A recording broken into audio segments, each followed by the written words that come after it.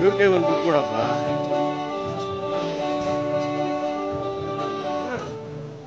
ಒಬ್ಬೊಬ್ಬರು ಒಂದು ಇಟ್ಕೊಳ್ಳಿ. ಇನ್ನೊಂದು ನಿಮಿಷ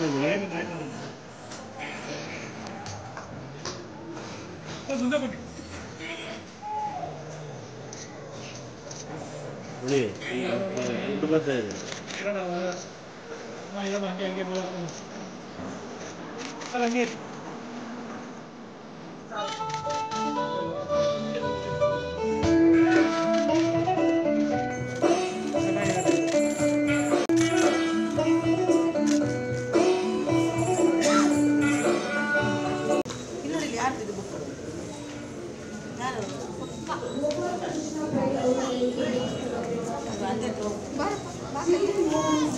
ಹೆಸರಿಗೆ ಫೋಟೋ ಕೊಡ್ತೀನಿ, ಇವ್ರು ಯಾರ್ಯಾರಂತ ನೋಡಿ ಹೇಳಿ ಸರ್ ಅಂತ ಕಳಿಸಿದ್ದೆ.